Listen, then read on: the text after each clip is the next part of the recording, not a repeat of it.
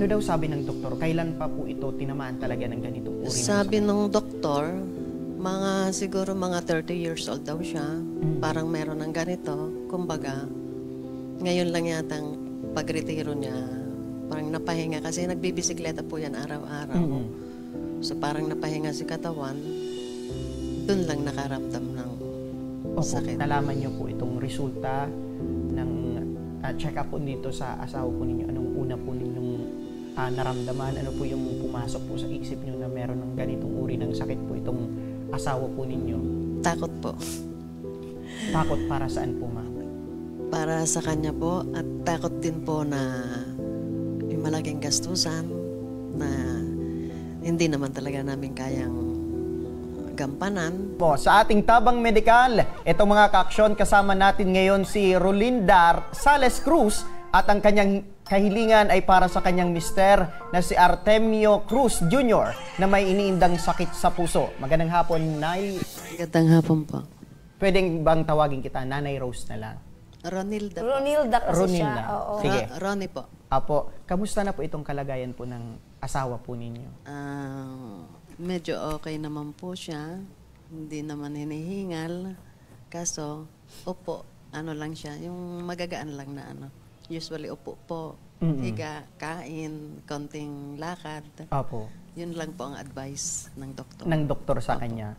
Ano po yung, nung tamaan po siya ng ganitong sakit, ano po yung hindi niya na nagagawa ngayon? Halos lahat po. Yung magbuhat ng timba, yung magpukpok sa yero, lahat po yun yung mabibigat na trabaho. As in, hindi niya na kayang gawin. Hindi niya na nagagawa po ngayon. Ilang taon na po itong mister po ninyo? 60 po. 60 years old. So, ano po yung, anong uri po ng sakit po ito sa puso? Itong Yung findings niya po is acute coronary syndrome na yung chest pain lang po yung unang naramdaman yung niya. unang naramdaman niya. Tapos yung mainit daw po dito, nung July 16 po yon. So, July 16. Opo, nung 17 po, pina-check up ko siya dun sa amin. Tapos, nung 17 na yon hapon hanggang gabi, nagsunod-sunod na si chest pain niya.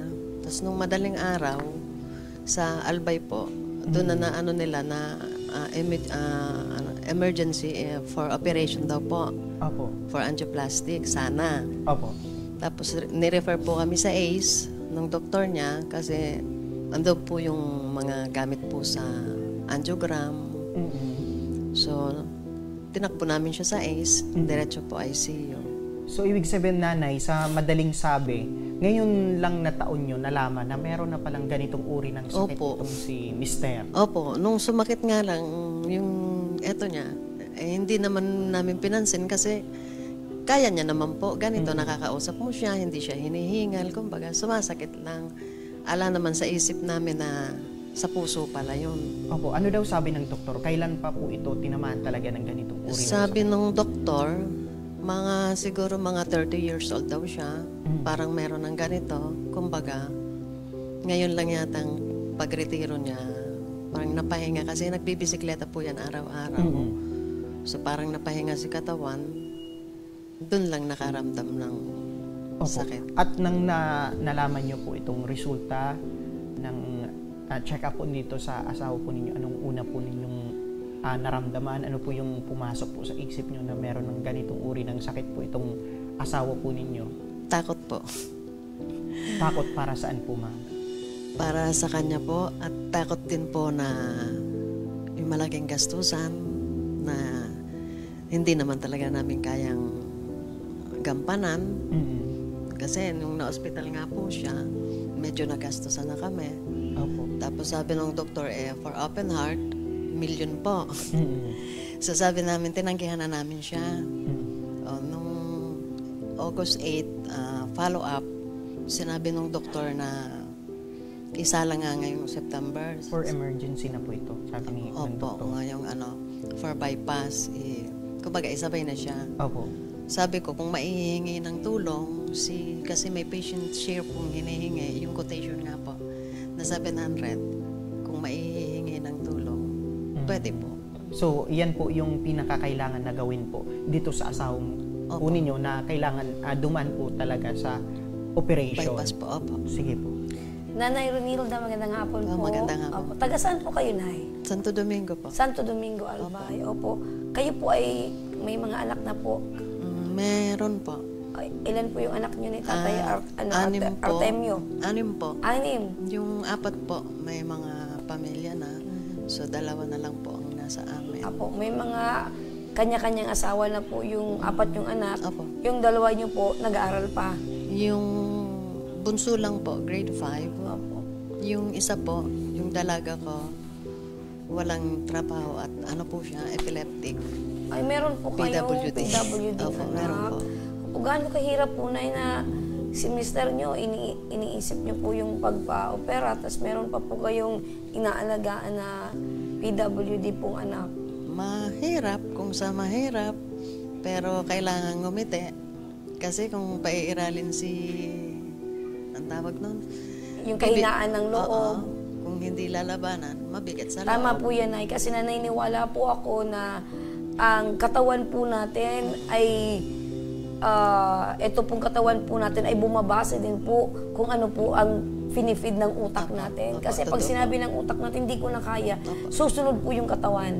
Tama. So, nananatili po na positibo ang isip po niyo, kaya nananatili din pong malakas ang pangangatawan po ninyo, Nay. Opo. Tsaka prayers lang po sa taas. Tama po. Unang-una sa lahat, ang Panginoon. Opo. Apo, anong klaseng sakit po yung anak po ninyo meron? Kasi sabi niyo PWD po. Ano po siya, ang findings po sa kanya is general epileptic. Apo. Ito po ba ay since birth? Hindi po, nag-start po siya nung after high school niya, nung nag-college na siya. Siguro mga 16 years old siya. Opo.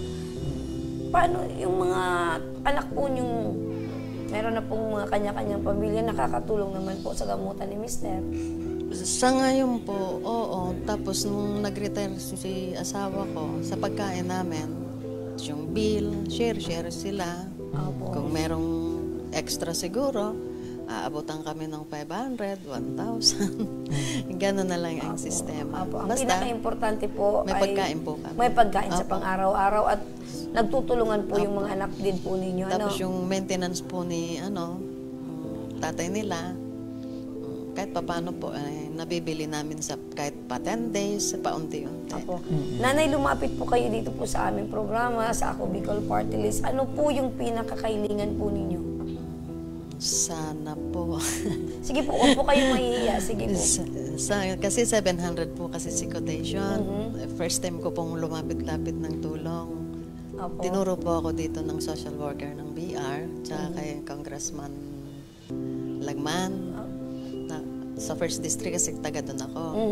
So, ang sabi daw po doon, lumapit daw po kayo sa Ako Bicol. Opo. Kaya pumunta po kami dito ng asawa ko last week. Kasama ko po siya. So, hinihiling ko sana yung natitira pong 680 kung maihihingi ko po ng tulong para po makalas po sa iniisip po Opo, namin. tama po, Nanay, yung nilapitan po ninyo, Ako Bicol Party List, dahil talaga pong Ako Bicol Party List, Nanay, ay talagang tumutulong po sa mga nangangailangan. Sa pangunayan ni Congressman Elizalde. Opo, ganyan po si Congressman Saldi. At syempre sa First District po, si Congressman Jill Bungalon din po. Opo. Yan, at para sa kailingang ito, kasama natin ngayon sa kabilang linya ng telepono si Ma'am LV Sedeño, ang coordinator ng Ako Bicol Party List. Magandang hapon, Ma'am LV. Yes po, good afternoon Ms. Remy and good afternoon kay Sir, kay Nanay, good afternoon po. Opo, Ma'am LV, meron po tayong kababayan na nangangailangan po ng tulong. Ito, ang kanyang asawa ay kinakailangan ng open heart surgery. Ano po yung maaring maitulong ng Ako Bicol Party List patungkol po dito sa alalahanin ni Nanay Linda? For open heart surgery pa lang po ba siya or na open heart surgery na? For open po, September 4. Opo, so Nakaschedule po. by September daw, ma'am, ay kailangan itong maoperahan. Okay. So, nakausap na po ni Nanay yung social worker. Opo. Dalhin na lang po dito sa atin yung documents and si Kong Saldi naman po and si Kong Pido Garbin. Si Speaker Martin Romualdez naman po may guidelines na, di ba, na ito tayo sa PRSMC. Pwede na natin silang i-zero balance. Ayun. Ayun. Thank you po. Thank you. Oh, yung reaction ni nanay partner, ganito. Parang nabunutan ng tinik, partner.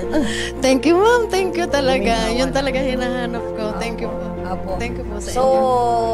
tama po, Nay. Ulitin ko, tama po yung taong nilapitan po ninyo. At ang Ako Bicol po ay laging handa para tumulong po sa inyo.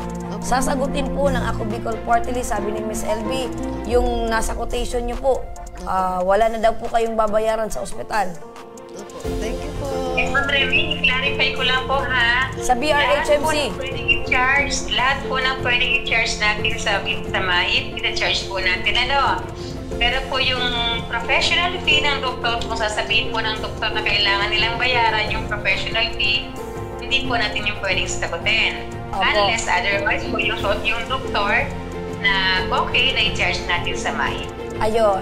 So, maliwanag po yun sa inyo, Nay. Lahat po nang gagastusin sa ospital except doon po sa professional fee dahil yung sa doktor po talaga ay counterpart ng patient.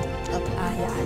So, kundi na lang yun, Nay. Yung 700,000 na binabanggit po ninyo, nabunutan na po kayo ng tinik, Nay. Ay, opo. Grabe po. Sobrang-sobra. Ay, Thank you din talaga sa inyo. Thank you. Nakakangiti na si Nanay nang walang kanina partner. Kanina. Naggumaganyan yung ano niya. oh. Yung lungkot at saba, partner. Opo. Maghahalo. Nanginginig po kanina. First time ko po. May gusto po kayong sabihin kay Miss LB at sa Ako Bicol Party List po, kay Congressman Saldico. Maraming salamat po. Maraming salamat po sa inyo. Tapos kay Ma'am LB at kay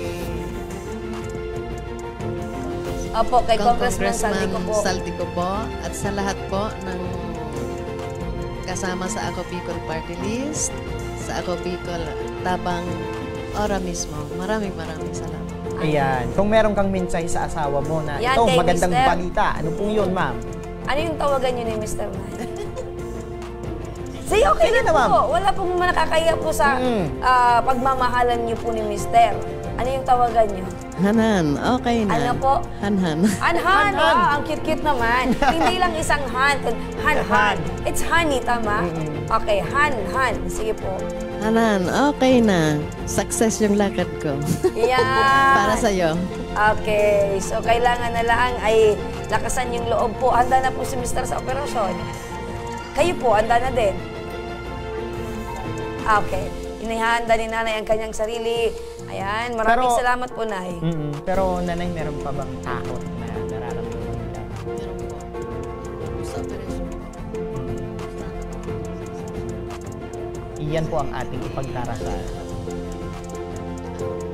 Papasok. Opo. So, think positive lang, Nay, ano? At isipin po natin na maging successful po yung operasyon para kay tatay at makarecover po siya kaagad. Tama. Ayan, at nanay, maliban dyan sa tulong ng Ako Bicol Party List, tanggapin niyo po itong tulong, itong munting tulong naman mula sa aming program, itong 10 kilong bigas at itong Mogo Mogo. Yan, Mogo Mogo products ng Mogo Mogo. At yung po na ay isang kilo, partner. 10 Isang kilo. sako na naglalaman ng 10 10 kilo. kilong bigas. Yan. Maraming thank you po ulit sa bigas, saka sa regalo. At sa inyo po talaga. Sobra po. Thank you po.